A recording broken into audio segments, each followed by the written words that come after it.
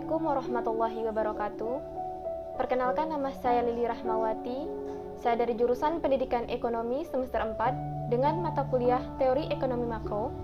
Di sini saya akan memaparkan materi mengenai pendapatan nasional. Yang pertama yang akan saya jelaskan yaitu mengenai pengertian dari pendapatan nasional. Di mana pendapatan nasional adalah jumlah pendapatan yang diterima oleh seluruh rumah tangga keluarga atau RTK di seluruh negara dari penyerahan faktor-faktor produksi dalam satu periode. Biasanya selama 1 tahun, perhitungan tersebut berdasarkan anggapan bahwa pendapatan nasional merupakan penjumlahan biaya hidup selama setahun. Di mana tujuan dari perhitungan dari pendapatan nasional ini adalah untuk mendapatkan gambaran tentang tingkat ekonomi yang telah dicapai dan nilai output yang diproduksi, komposisi pembelanjaan agregat, sumbangan dari berbagai sektor perekonomian, serta tingkat kemakmuran yang dicapai menurut Sukirno tahun 2008. Selain itu, data pendapatan nasional yang telah dicapai dapat digunakan untuk membuat prediksi tentang perekonomian negara tersebut pada masa yang akan datang. Prediksi ini dapat digunakan untuk pelaku bisnis untuk merencanakan kegiatan ekonominya di masa depan, juga untuk merumuskan perencanaan ekonomi untuk mewujudkan pembangunan negara di masa mendatang. Selanjutnya yang akan kita bahas yaitu mengenai manfaat dari pendapatan nasional, di mana yang pertama yaitu mengetahui tingkat kemakmuran suatu negara, mengevaluasi kinerja perekonomian dalam skala tertentu, mengukur perubahan perekonomian dari waktu ke waktu, membandingkan kinerja ekonomi antar sektor, sebagai indikator kualitas hidup suatu negara, sebagai indikator perbandingan kinerja ekonomi antar negara, sebagai indikator perbandingan kualitas standar hidup suatu negara dengan negara lain, sebagai ukuran dan perbandingan pertumbuhan ekonomi dari waktu ke waktu, dan sebagai ukuran dan perbandingan pertumbuhan ekonomi dan kekayaan antar negara. Selanjutnya yaitu konsep pendapatan nasional. Yang pertama, produk domestik bruto atau GDP. Merupakan jumlah produk berupa barang dan jasa yang dihasilkan oleh unit-unit produksi di dalam batas wilayah suatu negara atau domestik selama 1 tahun. GDP sama dengan pendapatan masyarakat DN dalam negeri ditambah pendapatan asing dalam negeri.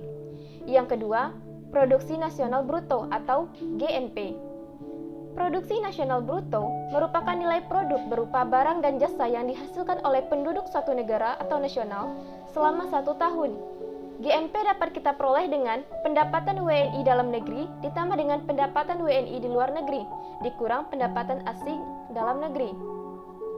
Yang ketiga yaitu pendapatan nasional neto atau NNP. Rumus menghitung produk nasional neto adalah yang pertama yaitu NNP dikurang GNP sama dengan depresiasi penyusutan barang modal. Konsep pendapatan nasional yang selanjutnya yaitu yang nomor 4, pendapatan nasional neto atau NNI, di mana pendapatan nasional neto merupakan pendapatan yang dihitung menurut jumlah balas jasa yang diterima oleh masyarakat sebagai pemilik sektor faktor produksi.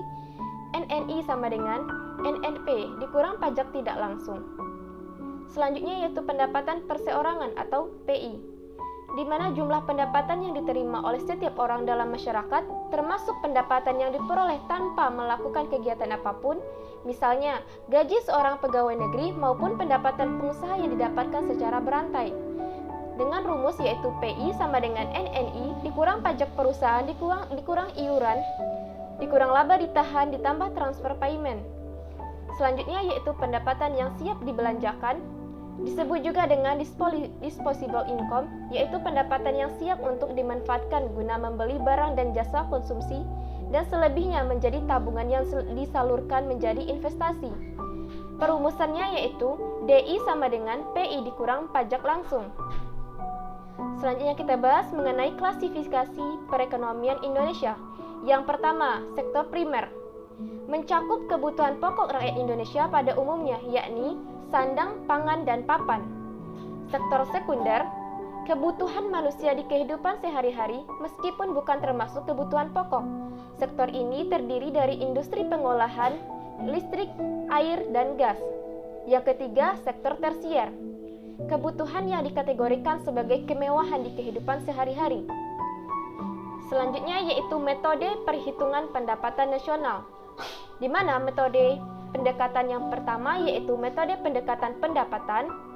Pendekatan pendapatan dengan cara menjumlahkan seluruh pendapatan, upah, sewa, bunga, dan laba yang diterima rumah tangga konsumsi dalam suatu negara selama satu periode tertentu sebagai imbalan atas faktor-faktor produksi yang diberikan kepada perusahaan.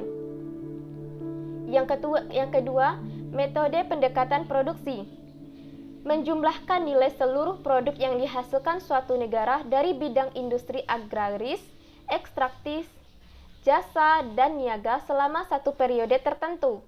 Nilai produk yang dihitung dengan pendekatan ini adalah nilai jasa dan barang jadi, bukan bahan mentah atau barang setengah jadi. Yang ketiga, metode pendekatan pengeluaran. Menghitung jumlah seluruh pengeluaran untuk membeli barang dan jasa yang diproduksi dalam suatu negara selama satu periode tertentu. Perhitungan dengan pendekatan ini dilakukan menghitung pengeluaran yang dilakukan oleh 4 pelaku kegiatan ekonomi negara, yakni rumah tangga atau konsumsi, pemerintah, government, pengeluaran investasi atau investment, dan selisih antara nilai ekspor dikurangi nilai impor. Berikut contoh rumus menghitung pertumbuhan ekonomi adalah yang pertama, G sama dengan PDBS dikurang PDBK dibagi PDBK dikali 100%, di mana G merupakan tingkat pertumbuhan ekonomi, PDBS merupakan sama dengan PDB real tahun sekarang, PDBK sama dengan PDB real tahun kemarin.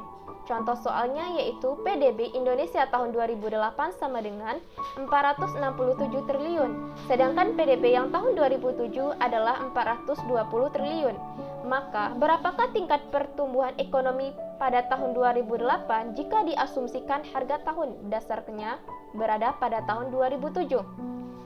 Langsung bisa kita jawab yaitu G sama dengan 467 dikurang 420 dibagi dengan 420 dikali 100%. Hasilnya yaitu 11,9%. Jadi, tingkat pertumbuhan ekonomi pada tahun 2007 adalah 11,19%. Demikian yang dapat saya sampaikan, kurang lebihnya saya mohon maaf. Saya akhiri dengan wassalamualaikum warahmatullahi wabarakatuh.